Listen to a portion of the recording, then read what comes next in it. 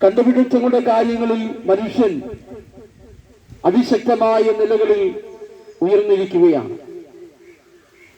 മനുഷ്യൻ എല്ലാ നിലകളിലും അത്യുച്ഛമായ ഉന്നതമായ സ്ഥാനങ്ങൾ കരസ്ഥമാക്കിക്കൊണ്ട് ഈ ലോകത്തുള്ള ജയത്രയാത്ര തുടരുമ്പോൾ മനുഷ്യനോട് ഒരു ചോദ്യം: മനുഷ്യ,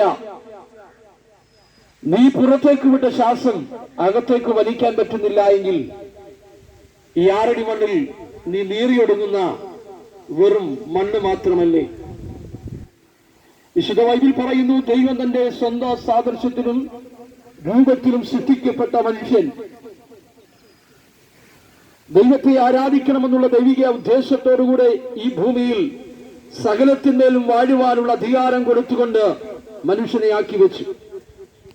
എന്നാൽ മനുഷ്യൻ ദൈവത്തിൽ നിന്ന് അകന്നുപോയി. ദൈവ തേജസ്സാൽ സൃഷ്ടിക്കപ്പെട്ട മനുഷ്യൻ ദൈവത്തോട് അനുസരണക്കേട് കാണിച്ചപ്പോൾ ദൈവ തേജസ് നഷ്ടപ്പെട്ട് പാപത്തിലേക്ക് വീണുപോകുവാനിടയായി തീർന്നു. മനുഷ്യൻ ദൈവമാക്കി വെച്ച ലക്ഷ്യത്തിൽ നിന്ന് മനുഷ്യൻ വ്യതിചലിച്ചപ്പോൾ ആ ലക്ഷ്യം തെറ്റിപ്പോയതിന് ദൈവം പറഞ്ഞ